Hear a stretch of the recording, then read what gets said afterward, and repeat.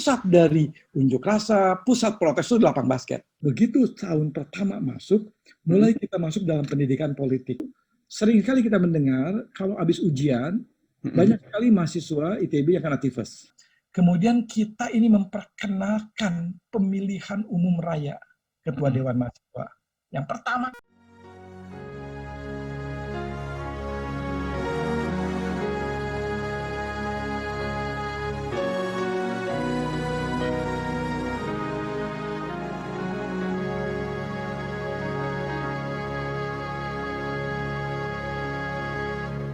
mentari bernyala di sini,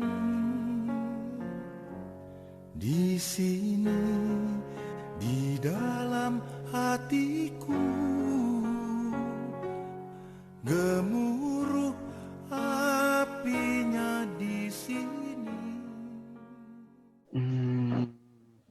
Ya, network itu kan sama dengan kemitraan Betul, sama dengan kawan-kawan. Karena kalau kita tidak berkawan dan kemudian kita tidak loyal pada kawan, atau kita tidak mempunyai empati terhadap kawan, jangan harap bahwa kawan itu akan jadi kawan gitu. Nah, kemitraan itu kan sekarang menjadi penting kan dalam kehidupan. Betul. Nah, itu secara tidak langsung kita mempelajari gitu kan. Jadi waktu itu kebanggaan kita. Ya. Kebanggaan kita tuh banyak betul kawan kita. Dan sampai sekarang pun rasanya misalnya gini deh, maaf nih kalau agak sombong. Misalnya gini, kenal Dadan nggak? Ya kenal lah, dia kan suka di lapang basket. Nah itu udah, oh jadi saya tinggal di lapang basket 4 jam gitu setiap hari itu ternyata ada gunanya gitu kan. Gitu. Kalau ditanya ke semua orang pasti tahu di titik-titik mana. Nah, kenapa waktu itu lapang basket? Karena ceritanya waktu 78 kan aktivitas mulai masuk dalam pergerakan kemahasiswaan dan segala macam. Biasanya pusat dari unjuk rasa, pusat protes itu di lapang basket. Jadi aktivis-aktivis kalau kita tanya, emang lu aktivis ITB? Berapa lama lu per harinya di lapang basket? Kira-kira gitulah. Jadi ada indikator, wah dia mau anak lapangan basket, bukan tukang basket. Tukang unjuk rasa, tukang demo, tuh katanya kira-kira gitu. Tukang diskusi gitu. Balik kalau ngomongin yang itu tadi, kan tadi setelah masuk di jurusan, kemudian lebih serius di jurusan. Nah, pertanyaan saya adalah di mana kira-kira Kang Dadan bersimpangan dengan yang aktivis mahasiswa tadi yang baru diceritakan di aktivis lapangan basket segala tadi? Ya, karena begitu masuk itu, walaupun kita akan di jurusan, kan 80 kita sudah sibuklah dengan jurusan. Tapi kan kita juga tetap tidak meninggalkan aktivitas yang di luar sekolahan. Misalnya kan saya di Mahawarman. Teman saya ada 8 dan bekas atau katakanlah yang sempat dimatrikulasi itu masih panjang. Ada teman diskusi, nah di situ mulai. Begitu tahun pertama masuk, mulai kita masuk dalam pendidikan politik. Dewan Tahun Mahasiswa. pertama itu setelah TPB ya berarti? 1,5 tahun? Oke. Waktu TPB itu kan kita masih anak culun. Oke. Pokoknya happy-happy ya. Itu yang kita tadi katakan, kita masih happy-happy di tempat, menjadi segala macam. Begitu masuk ke jurusan, itu menjadi misalnya pemilihan ketua himpunan. Terus kemudian ada semacam waktu itu adalah majelis permusyawaratan mahasiswa, ada dewan mahasiswa, terus kemudian nanti ada di situ kegiatan-kegiatan itu mulai, misalnya saya begitu tahun 75 saya sudah mulai mengenal dewan mahasiswa. Tapi dewan mahasiswa waktu itu saya dibawa karena Budi Mulya, walaupun sekarang agak berbeda aliran politik dengan saya, tapi saya respect masing-masing. Waktu itu dia di Departemen Kesejahteraan. 75 kalau tidak salah saya masuk di situ Departemen Kesejahteraan, dan di situ saya ditantang untuk membuat asuransi mahasiswa. Nah, asuransi mahasiswa karena Departemen Kesejahteraan itu waktu itu gimana sebenarnya. Jadi sudah mulai ada pendidikan politik gitu ya. Politik bukan dalam arti politik praktis. Misalnya saya masuk Departemen Kesejahteraan, kita selalu rapat bagaimana kita melayani kesejahteraan mahasiswa. Jadi waktu itu saya punya bukan punya gagasan, artinya meneruskan dan mengembangkan. Misalnya anak-anak ITB itu setiap habis ujian tiap semester ada yang keluar kota karena seluruh Indonesia. Maka kemudian saya mencarikan istilahnya waktu itu courting atau reduksi tiket. Nggak ada pesawat, kereta api. Kalau bus kan Diskon lah ceritanya. diskonnya, karena kereta api itu, ya saya lupa dulunya namanya reduksi atau tidak, tapi yang saya sasar adalah kereta api. Apa? Karena kereta api itu punya negara. Nah itu boleh dibayangkan. Jadi bagaimana negara itu melayani, tapi kita yang menjembatani. Udah ada pikiran begitu. Bayangin baru tahun kedua, tapi karena gojlokan di awal-awal itu, jadi saya kemudian datang ke Kepala Stasiun Bandung. Kita bicara, mungkinkah kita, karena tahu waktu itu TNI juga ada juga gitu, courting gitu. Mungkin nggak kalau mahasiswa ITB naik kereta api itu dapat diskon 10% atau 20% dapat apa. Akhirnya kita nggak pakai MOU, oke. Oke, setuju. Ini saya dari Dewan Mahasiswa ITB, itu gak betul. Saya Dewan Mahasiswa ITB, Departemen Kesejahteraan, gitu kan, ingin membantu. Akhirnya oke, gitu kan. Apa tandanya? Kartu mahasiswa. Saya tidak ngecek apakah dimanfaatkan atau tidak, tapi kita umumkan. Kalau Anda mau keluar kota, Anda bawa kartu mahasiswa, Anda perlihatkan foto dan segala macam, maka Anda akan dapat diskon kalau naik kereta api. Itu kita usahakan. Satu lagi waktu itu selalu ada, waktu itu kan ada sempat Pak Profesor Dodi almarhum gitu, tapi saya lebih dekatnya dengan Pak Wiranto karena dia wakil rektor 3. Misalnya kita bicara waktu itu, sering kali kita mendengar kalau habis ujian, banyak sekali mahasiswa ITB yang kena tifus, masuk ke Bromine. Ya gitu ya. Ya, entah apa itu kita dibesar-besarkan, tapi kan kita sebagai Departemen Kesejahteraan gitu ya, mikirin gimana nih gitu kan, banyak betul gitu mahasiswa ini, dan kita tahu bahwa ada juga yang sakit kemudian tidak masuk. Akhirnya kita berpikir waktu itu bikin asuransi kesehatan yang seperti BPJS sekarang. Tahun 75 saya waktu mahasiswa di teknik industri, sok tahu karena saya belajar teknik industri, belajar manajemen, bikin health insurance gitu. Nah, yang mentor saya itu ada Kemal Taruk. Sampai sekarang saya masih berhubungan dengan Kemal Taruk. Gitu ya, Bang Kemal. Sempat menjadi mahasiswa teladan Indonesia lah gitu ya. Nah, waktu itu terus kita bicara, akhirnya dibawa ke Pak Wiranto. Kan waktu itu ada budget uang kemahasiswaan yang diambil, ini untuk per mahasiswa berapa gitu kan. Jadi ada di ITB itu sendiri, dari uang bayaran itu ada porsi buat mahasiswanya. Terus waktu itu kita mulai tahu, kan Bapak ada gitu kan kita bayar tuh udah termasuk uang UKM kayak gitu kan. Boleh nggak saya pakai? Waktu itu saya minta disisihkan 25 perak per orang. Jadi kalau ada mahasiswa baru atau mahasiswa ITB itu 8.000, kayak 25 perak itu boleh saya pakai dong sebagai asuransi kesehatan. Nah, apa yang dilakukan? Saya melakukan 3 pendekatan. Pertama ke rumah sakit, seperti tadi ke kereta api, boleh enggak gitu kan? Kalau ada mahasiswa ini, dia dapat pengurangan atau gitu. Kedua, saya waktu itu ada satu dokter yang selalu buka praktek di Salman. Terus saya dekatin dokter itu sendiri, Pak, bisa enggak gitu? Jadi kayak puskesmas. Jadi kalau masuk ITB pusing-pusing, datang ke situ, kliniknya dia ya, bawa kartu mahasiswa, gitu kan, nggak bayar. Tapi si dokternya nyatat, hari ini satu mahasiswa. Kalau ada 10, nanti ditagihkan ke dewan. Diklaim Gitu ke dewan, gitu ya, diklaim ke dewan. Terus akhirnya kita kembangkan juga sampai dengan ada waktu itu ibu-ibu organisasi wanita ITB lah.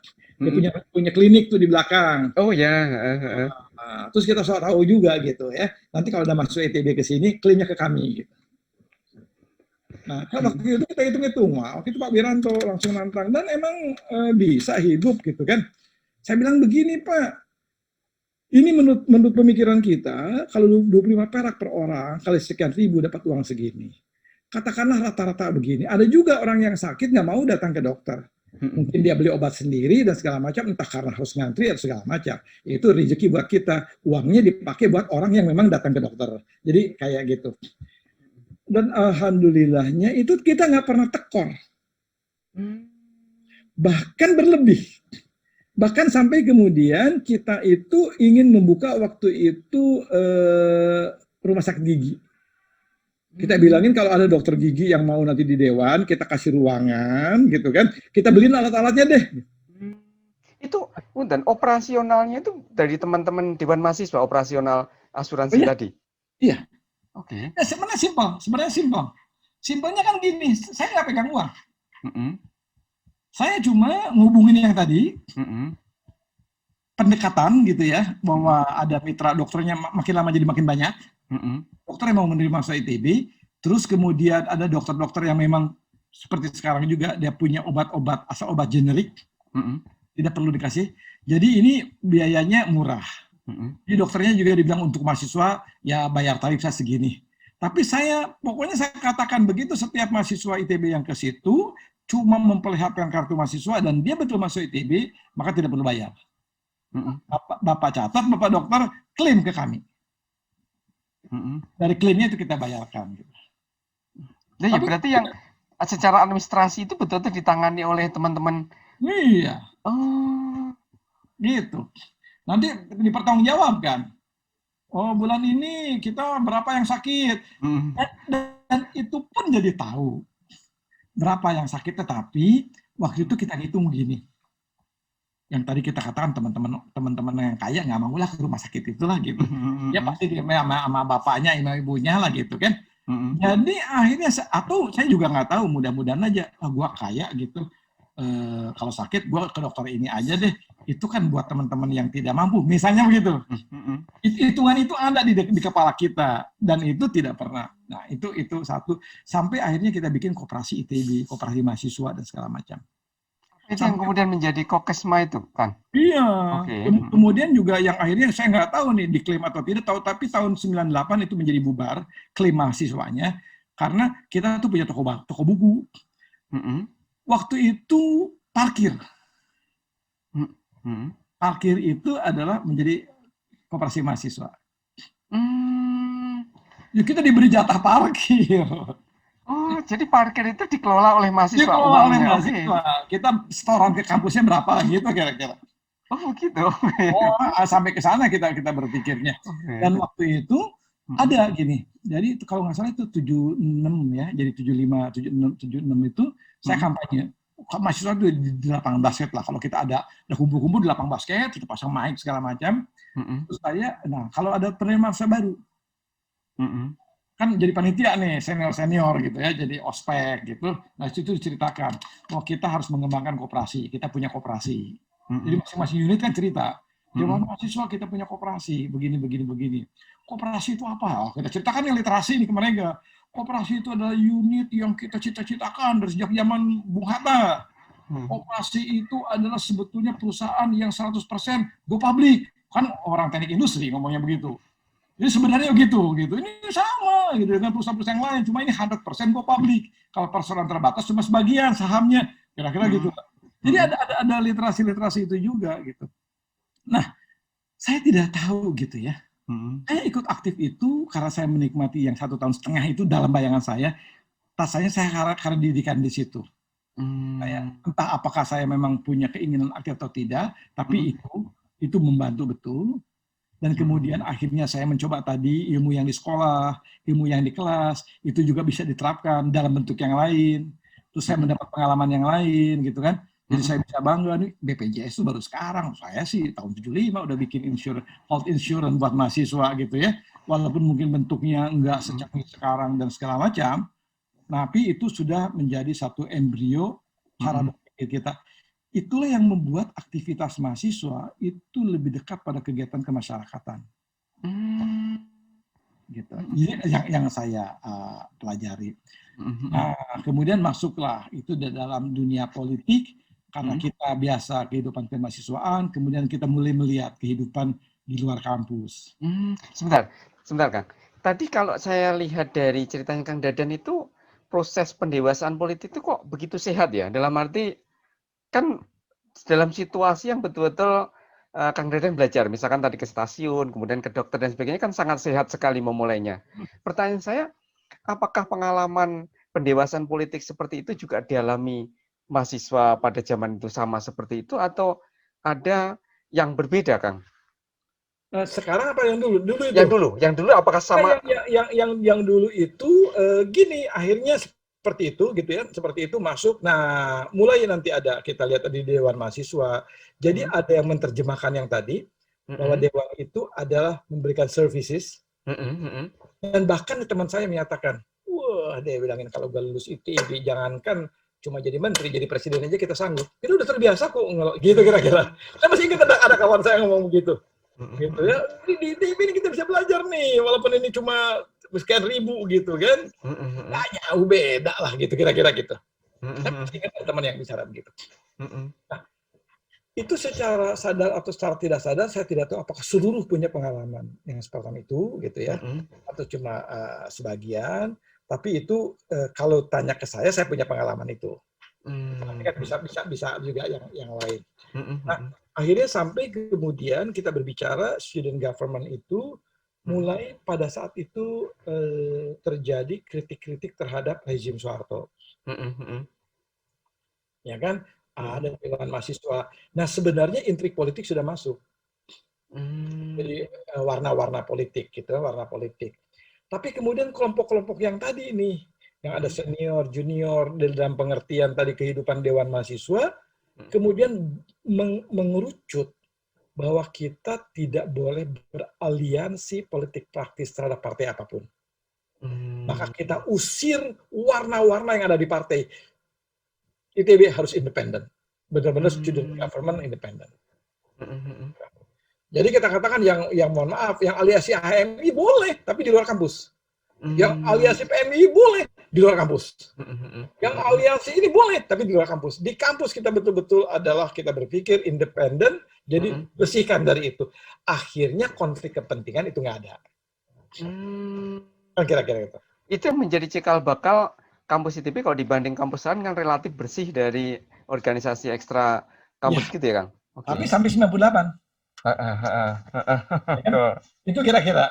Nah, tapi bukan tidak terjadi gesekan. Nah, pada saat kita mendekat 77 kalau tidak salah, mulai waktu itu karena kita ngeritik pemerintah, ngeritik segala macam gitu ya, ya intrik-intrik dan segala macam.